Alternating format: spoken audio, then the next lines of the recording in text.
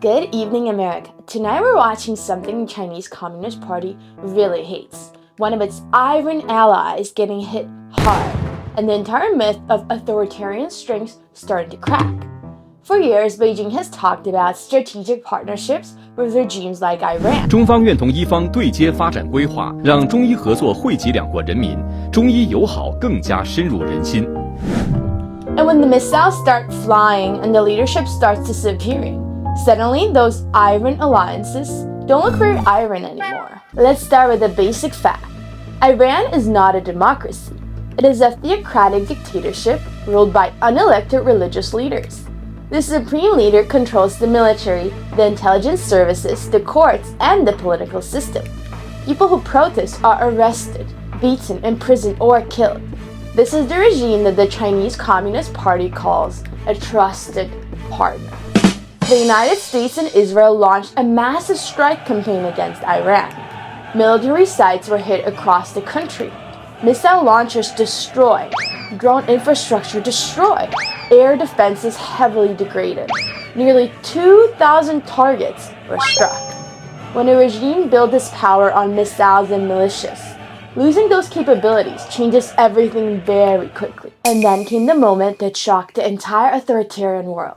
The Ayatollah, the supreme leader of Iran, is dead. Iran's supreme leader, Ayatollah Ali Khamenei, the man who ruled the country for decades, was killed in the strikes. His residence and command facilities in Tehran were directly targeted. For a regime built around one central authority, losing the authority is more than symbolic. It shakes the entire power structure. And something else happened that authoritarian regimes never expect. Iranians started celebrating. Videos spread across the internet showing crowds in the streets, people cheering, dancing, honking car horns.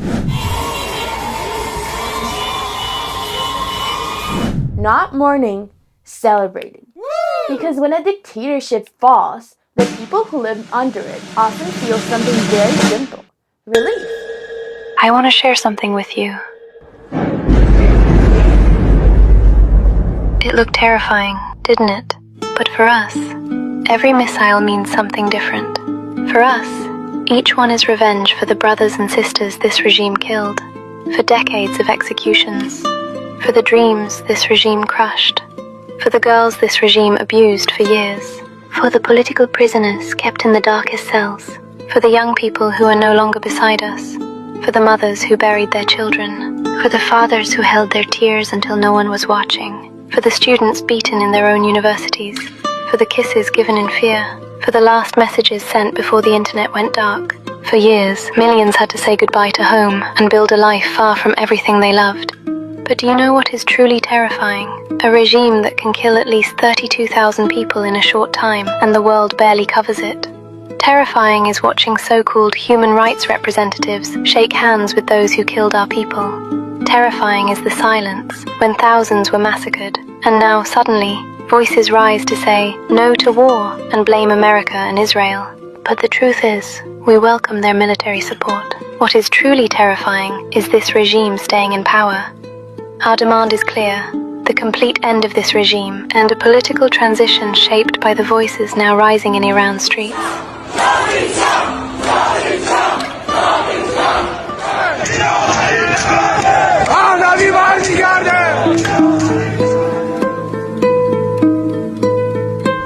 And this has created a very awkward moment for Beijing. For years, Chinese state media and government-aligned experts insisted that the United States would never dare to strike Iran.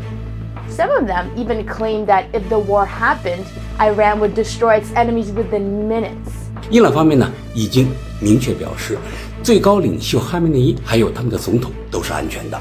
Then the strikes happened. The supreme leader was killed. And suddenly, those confident predictions looked a lot like propaganda. Chinese commentators who once praised Iran's military power are now being openly mocked online. The same experts who said America would never attack Iran are now trying to explain why the Iranian leadership disappeared so quickly. It turns out predicting the future is much easier when the only data you trust is propaganda. The military picture tells the same story. Iran's ballistic missile launches have dropped 86%. Attack drone launches are down 73%. Earlier in the conflict, Iran launched hundreds of ballistic missiles and thousands of drones across the Middle East. But when launchers are destroyed and supply chains are disrupted, even a heavily armed regime starts running out of firepower. And here's where China enters the picture again. Iran's defense network relies heavily on foreign systems, including equipment and technology connected to China.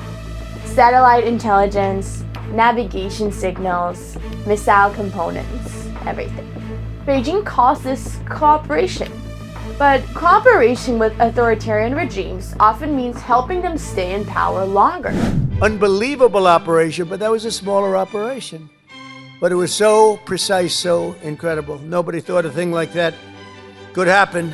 They even talk about the discombobulator because they never got a shot off. The Russian equipment didn't work, the Chinese equipment didn't work. Everyone's trying to figure out why it didn't work. Someday you're going to find out. But it didn't work. It's nice when you can fly in and not get shot at. This is the uncomfortable truth about China's global strategy. Its closest international partners are often authoritarian regimes. Iran, Russia, North Korea. Governments then concentrate power, suppress dissent, and treat their populations as tools of the state. It's less an alliance of stability and more an alliance of dictators trying to survive together. For the United States, this matters. Because when authoritarian regimes coordinate military technology, intelligence networks, and weapons development, the risk to American forces and interests grow. More missiles, more drones, more regional crises. Beijing doesn't need to fire a single shot to benefit strategically from that instability. The Chinese Communist Party and its authoritarian partners share one core belief. Power is more important than people. Control is more important than freedom. Instability means keeping the ruling elite in power, no matter how many ordinary citizens suffer. So tonight, the world is seeing something very clear. When the United States strikes and authoritarian regimes start losing their leaders, the myth of iron alliances begins to fall apart. It has always been the policy of the United States, in particular, my administration, that this terrorist regime can never have a nuclear weapon. Because alliances built on fear are never as strong as they look. And when the fear stops working, the entire system starts to crack. Good night.